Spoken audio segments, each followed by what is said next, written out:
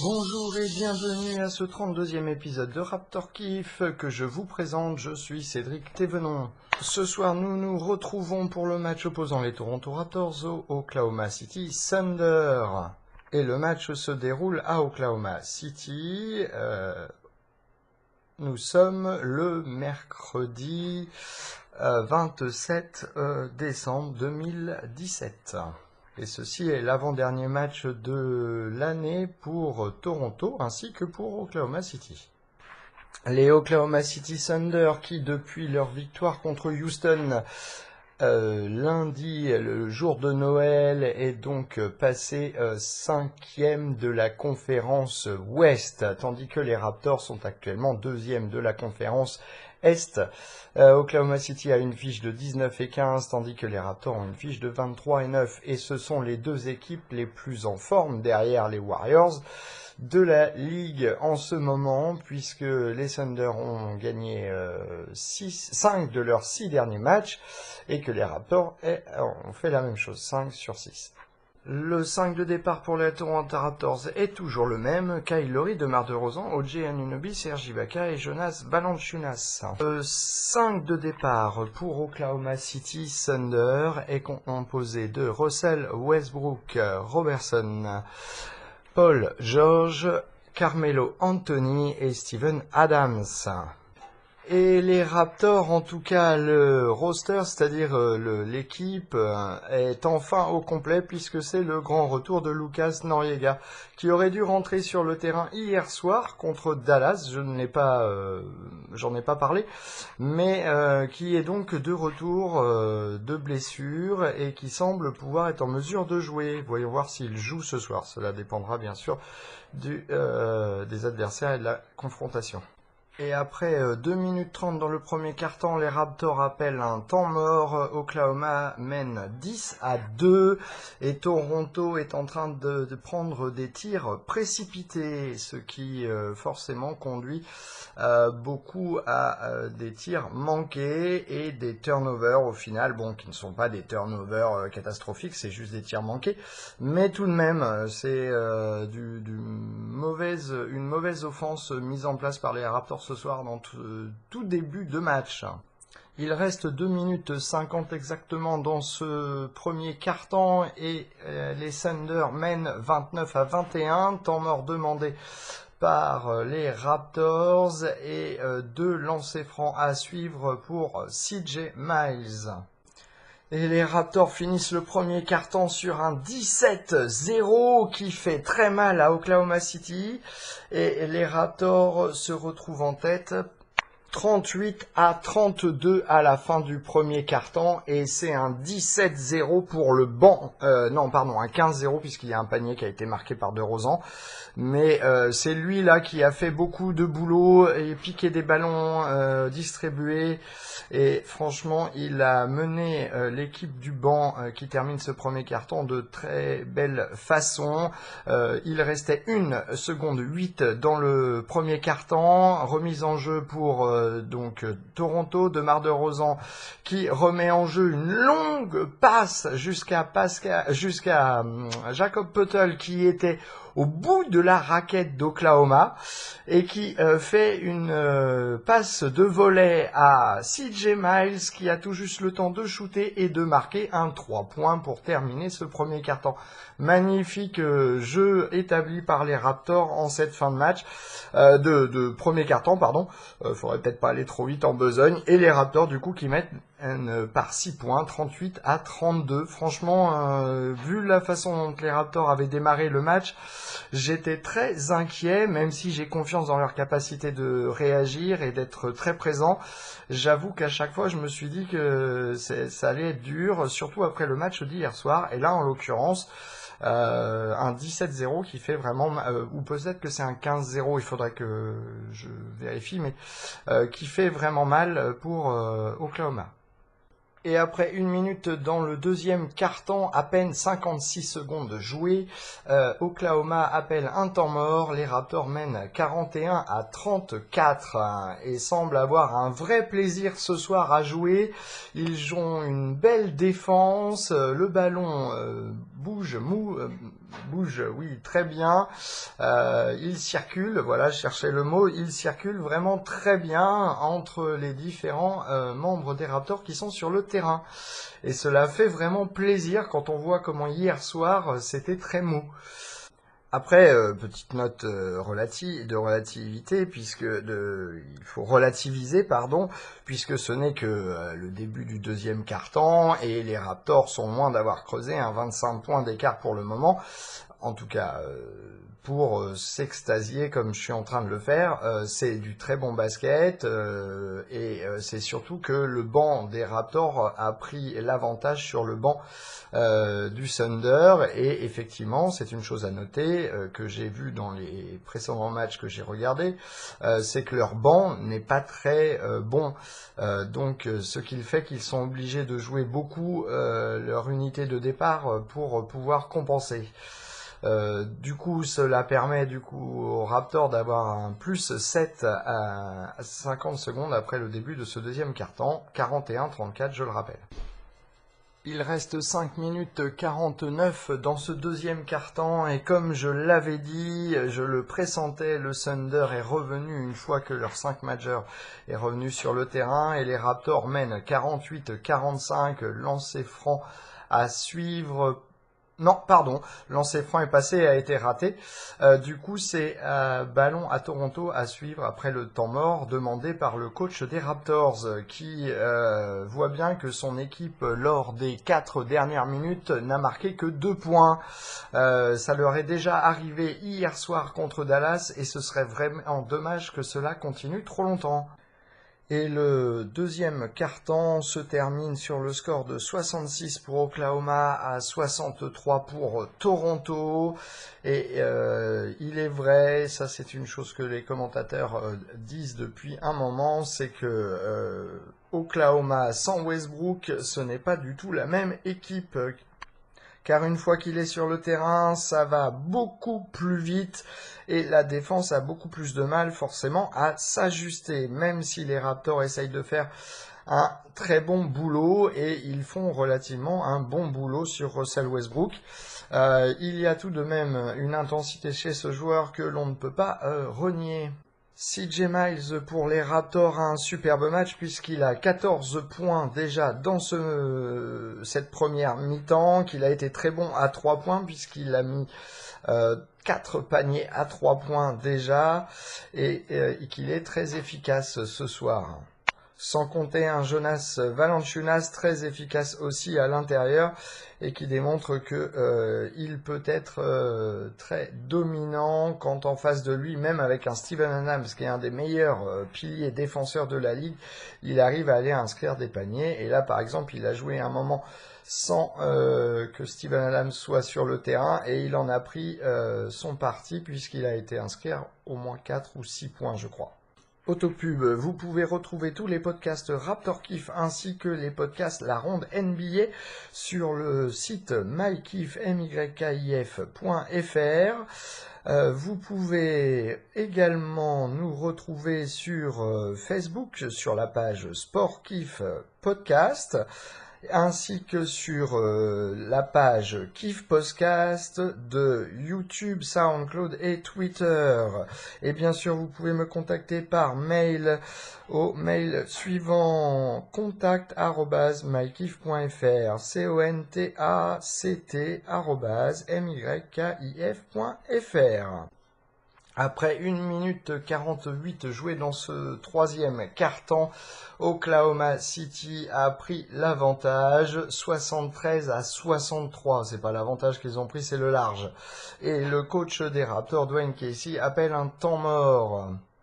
Il reste 5 minutes 53 dans le troisième quart-temps et cette fois-ci c'est le coach d'Oklahoma qui appelle un temps mort. Pourtant Oklahoma mène 84-78 mais les Toronto Raptors mettent une belle remontée en route puisqu'ils étaient menés de 13 points, je crois me souvenir, il y a vraiment genre 2 minutes ou 3 minutes.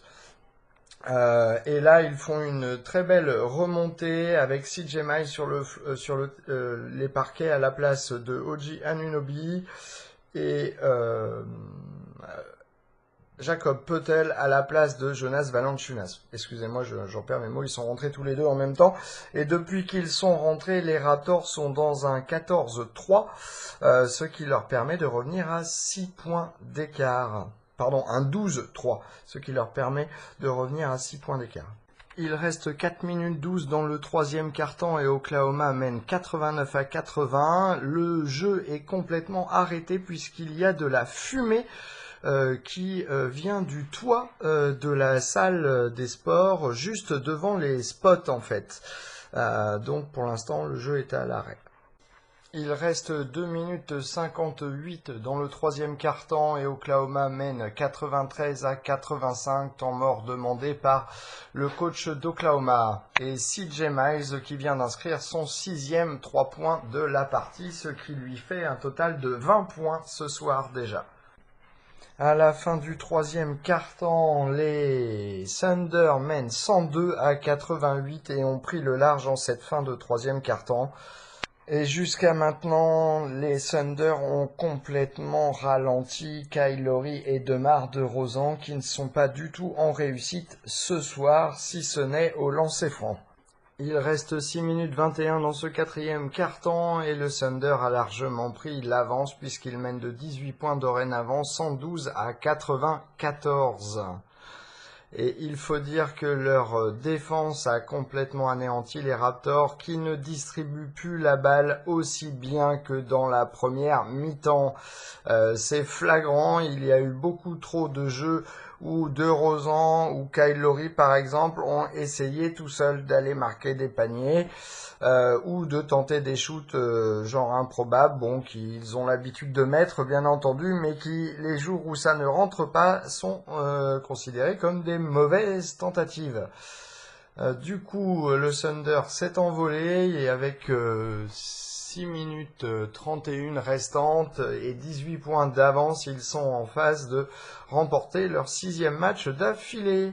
Il reste 3 minutes 57 dans ce quatrième quart-temps et le coach Dwayne Casey, je pense, est en train de jeter l'éponge. OKC mène 119-99 et OG Anunoby et semble-t-il Lucas Noriega vont faire leur entrée sur le terrain à la sortie du temps mort. Petite note avant cette fin du match parce que j'y pense. L'année dernière, à la même période, les Raptors avaient affronté les Warriors à Auckland, c'est-à-dire à domicile pour les Golden State Warriors, et s'étaient pris une raclée dans le même genre. Et cela avait changé tout pour les Raptors qui avaient super bien démarré la saison l'année dernière aussi avec à peu près le même record que en ce moment. Cela dit, après ce match contre les Warriors, la physionomie pour les Raptors avait complètement changé. Et là, je dois bien dire que ce match ressemble beaucoup au match contre les Warriors il y a un an, avec une équipe, les Thunder sont une des meilleures équipes du mois de décembre, donc il n'y a pas de honte à se prendre une raclée contre une très très bonne équipe, surtout quand on a pris un match comme hier et qu'on recommence un petit peu les mêmes erreurs aujourd'hui, c'est-à-dire que un coup on distribue et on fait bien circuler la balle, un coup on la fait pas bien circuler. Bref, du coup, j'espère que le résultat de ce match n'aura pas le même impact sur le mental de l'équipe qu'il a eu l'année dernière. Et Oklahoma City Thunder l'emporte 124-107 finalement. Un match qui sera donc une leçon à retenir pour les Raptors qui ont joué relativement mal dans cette deuxième mi-temps. Surtout, je dirais, ils ont joué mal dans le fait de se faire confiance et de passer la balle. Une équipe de Oklahoma qui a eu une feuille de match qui est assez impressionnante pour le 5 de départ, puisqu'on a Paul George en 36 minutes qui a marqué 33 points et qui a eu 8 rebonds. Ensuite, on a Carmelo Anthony qui a joué 31 minutes, 18 points, 4 rebonds, 4 passes décisives. Steven Adams, 18 points en 23 minutes avec 9 rebonds, 2 passes décisives, 4 ballons volés. Pardon, non, pas 4 ballons volés. Si, 4 ballons volés.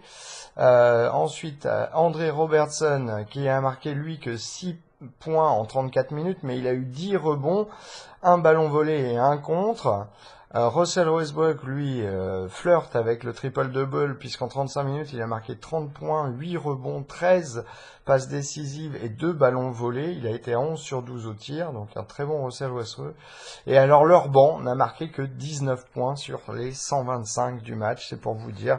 Le 6 de départ a marqué, le 5 de départ a marqué énormément de points.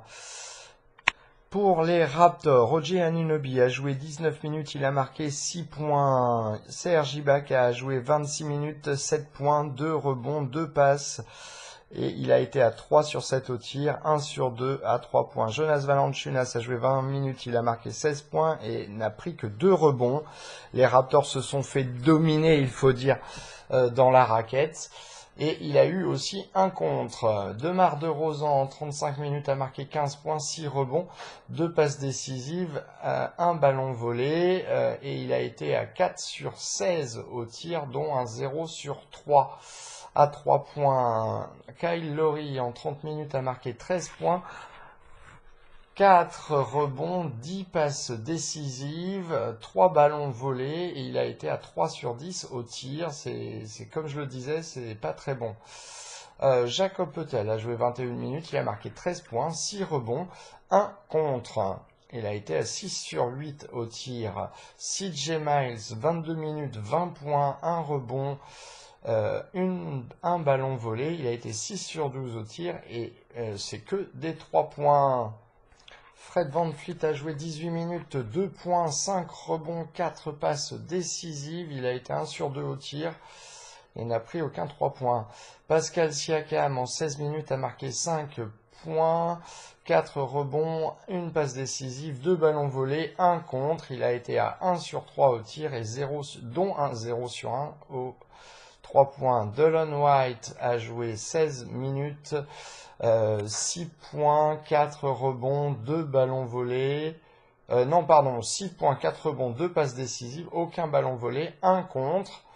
Il a été à 2 sur 5 au tir et 0 sur 1 à 3 points. Et Norman Powell a joué 9 minutes, il a marqué 2 points, 0 rebond, 2 passes décisives. Il a été 1 sur 6 au tir, dont 0 sur 4 à 3 points.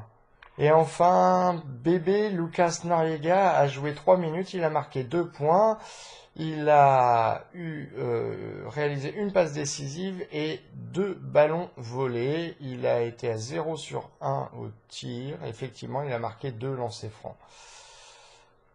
Donc les Raptors ont marqué 107 points pour 34 rebonds, 24 passes décisives, ce qui est plutôt pas mal quand on considère qu'ils ont eu des moments complètement hero ball, c'est-à-dire isolation à fond et où ça ne tournait pas. Donc s'ils avaient réussi à jouer tout le match en passant la balle, je pense que ce serait beaucoup mieux passé. Et donc ils ont eu 9 ballons volés, 4 contre, et il y en a eu 7 pour Oklahoma. Ils ont été à 36 sur 85 au tir et dont un 11 sur 38 à 3 points. Ils ont été par contre très bons au lancer franc puisque 24 sur 26. En comparaison des 36 rebonds des Raptors, les Thunder en ont attrapé 52. Donc c'est un plus 16 pour le Thunder qui montre bien l'écart, puisqu'il y a un écart de 17 points dans ce match, et un plus 12 rebonds. Alors j'ai pas les rebonds offensifs et rebonds défensifs, mais je ne suis pas étonné en fait de ce genre de résultat. Pour les 6 points chauds du match, d'abord le premier revient à la palme à Russell Westbrook avec sa façon de jouer toujours aussi intensive, expéditive, tout le temps à l'attaque, il n'est jamais en retrait. Un Paul George qui a été impérial en coéquipier. Ça, c'était mon deuxième point chaud. Troisième point chaud, c'est le fait que Kyle Lowry et DeMar DeRozan n'aient pas su rester cohésifs, enfin jouer en cohésion avec le reste de leur équipe, même si les autres manquaient, il fallait continuer de passer pour créer plus d'opportunités. Surtout depuis 2 matchs, du coup, DeMar DeRozan très maladroit. On l'a vu là encore dans la feuille de match. Il est un taux de réussite qui hier soir était très mauvais et ce soir encore une fois. Donc hier soir, il a eu affaire à Wesley Matthews en tant que défenseur qui s'est fait un plaisir de défendre sur DeMar DeRozan. Et là, ce soir, il avait Paul George sur lui. Ou Robertson, qui sont deux très bons défenseurs dans la ligue. Donc ça, c'était mon troisième point qui était un point froid. Mon quatrième point sera un point chaud pour le coach de Oklahoma qui a continué à jouer son 5 de départ sur les 4 dernières minutes alors qu'il menait de plus 20 points. Je ne sais pas si c'est un manque de confiance dans son banc ou le fait qu'il voulait absolument assurer ce match et cette victoire. Mais en tout cas, je trouve qu'il a très bien fait puisqu'effectivement, il y a eu un petit moment où les Raptors ont marqué 6 points d'affilée et où il est resté avec ses 5 joueurs principaux pour continuer le match et il a très bien fait puisqu'ils ont réussi à maintenir un écart de 17 points tout de même au final. Donc il a très bien fait, c'était un très bon coaching de sa part. Le cinquième point du match, c'est le rebond pour les Raptors et c'est un point froid. C'est évident que les Raptors ont besoin de faire un meilleur job au rebond, surtout quand je vois un Valanciunas terminer avec 2 rebonds et que le meilleur rebondeur finalement du match, un des meilleurs rebondeurs, c'est par exemple DeMar DeRozan avec 6 rebonds. Donc je me dis que là, il y a eu vraiment un souci dans ce match, surtout que quand même Valanciunas contre Steven Adams aurait dû faire jeu égal au moins au point de vue du rebond et que ça n'a pas du tout été le cas. Il s'est fait dominer au rebond. Et ça a été le cas d'ailleurs pour toute l'équipe au final, hein, parce que accumuler un déficit de 17 rebonds, c'est énorme. Ça fait tout le match en fait, puisque ça donne plus d'opportunités à l'équipe adverse pour marquer. Mais ce qui montre aussi qu'il y avait quand même beaucoup de shoots manqués dans ce match. Et mon dernier point sera aussi froid, c'est cette mauvaise impression que l'on revit ce qui s'est passé l'année dernière pour les Raptors à la même période, juste entre Noël et le 1er de l'an. L'année dernière, tout avait commencé à dérailler et là, on a ce pressentiment, enfin j'ai ce pressentiment que c'est ce qui est en train de se passer. Ça me fait peur, j'en ai parlé tout à l'heure à la fin du quatrième quart-temps et je le pressens encore cette fois-ci. C'est une équipe qui est très friable au niveau spirituel et leur état d'esprit a besoin de rester très concentré, d'aller à l'attaque. Leur prochain match, si je me souviens bien, c'est contre Atlanta vendredi soir et il serait bon que contre Atlanta, à domicile en plus, les Raptors seront chez eux, il faut que cette fois-ci ils montrent qu'ils sont encore et qu'ils restent, malgré les 2 victoires qu'ils viennent de subir, une des meilleures équipes à l'Est et ne pas encore perdre contre une des plus mauvaises équipes de la Ligue. Pour savoir réagir et aller de l'avant et surtout sachant que le jour du 1er de l'an, les Raptors affronteront les Bucks qui sont en très grande forme en ce moment et qui montrent que eux aussi sont à prendre au sérieux. Donc il faut que les Raptors aient cette mentalité de dire ok bon on n'a même pas fait la moitié de la saison, il faut qu'on se reconcentre là, c'est pas grave, on a perdu 2 matchs d'affilée, c'est pas un drame. Maintenant ils se retrouvent 3e, c'est sûr, de la conférence Est, puisque Boston a gagné ce soir, et que Cleveland était à 10 défaites pour plus de victoires que les Raptors. Voilà, c'est fini ce soir. Du coup, comme je viens de le dire, on se retrouve pour le match qui oppose les Atlanta Hawks aux Toronto Raptors à Toronto vendredi soir.